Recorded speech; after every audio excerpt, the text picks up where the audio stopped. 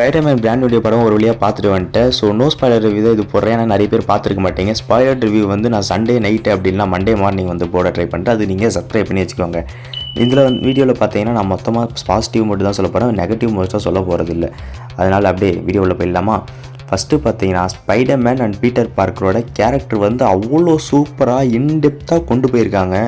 அதுவும் ஸ்பைடர்மேனோட Peter பார்க்கருக்கு importance கொடுத்து அவரோட சுச்சுவேஷன், அவரோட ஃபீலிங்ஸ், எப்படி அவங்க ஃப்ரெண்ட்ஸை விட்டு தனியாக வந்து வளர்கிறாரு, எப்படி அந்த 4 வருஷத்தில் அவர் மெச்சூர்ட் ஆகி இருக்கிறாரு, ஃபஸ்ட்டு இருந்த ஹோம் கம்மிங்க்கும் இதுக்கும் கிரவுண்ட் லெவலில் எந்தளவு டிஃப்ரென்ஸ்லாம் இருக்குது, அதெல்லாம் வந்து ரொம்ப அழகாக காமிச்சிருப்பாங்க. அதேமாதிரி அவரோட மியூட்டன்ட் லெவல்லாம் ஒரு மாதிரி சூப்பராகவே காமிச்சிருப்பாங்க. எமோஷனல் சப்போர்ட் வேறு லெவலில் இருந்திருக்கும் பீட்டர் பார்க்கருக்கு.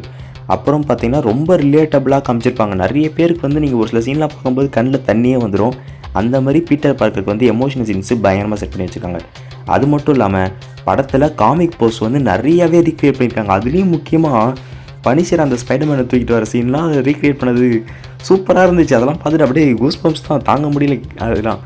அப்புறம் இன்னும் ஒரு அட்வான்டேஜ்னு பார்த்தீங்கன்னா, இந்த கேமிங்லாம் விளையாடுறீங்களே அவங்களுக்கு இந்த படம் பயங்கர ரிலேட்டடாக இருக்கும். அதாவது ஸ்பைடர்மேன் நார்மலாக ஸ்விங் பண்ணி போயிட்டு இருக்கும்போதே டப்புன்னு பார்த்தீங்கன்னா இங்கே அழுத்துறா அங்கே அழுத்துறான்ற மாதிரி தான் இருக்கும். கேமிங் விளையாடுற மாதிரியே அப்படியே அந்த ஸ்க்ரீன் பிளே வந்து பயங்கரமாக கொண்டு போயிடுறாங்க. அதே ஒரு ஸ்விங்லாம் ஒரு மாதிரி சூப்பராகவே இருந்துச்சு. அப்புறம் ஹல்க்கு வந்த சீன்லாம் சும்மா தேட்டரே செதறிடுச்சுன்னு சொல்லணும்.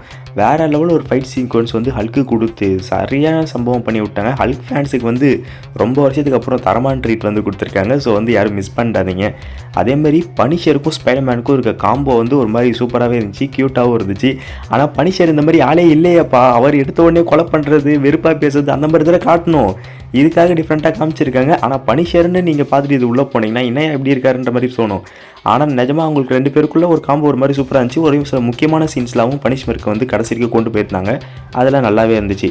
அதேமாதிரி அந்த ஜெயில் ஃபைட் சீனு என்னமா பண்ணி வச்சுருக்கானுங்க. ஐயோ இது தானே நாங்கள் எதிர்பார்த்துட்டு இருந்தோன்ற மாதிரி அந்த நீங்கள் அந்த தேட்டரில் எக்ஸ்பீரியன்ஸ் பண்ணாதான் அதெல்லாம் உங்களுக்கு தெரியும். அதேமாரி செய்தி சீக்கை பற்றி சொல்ல மாட்டேன், போய் தேட்டரில் பாருங்கடா.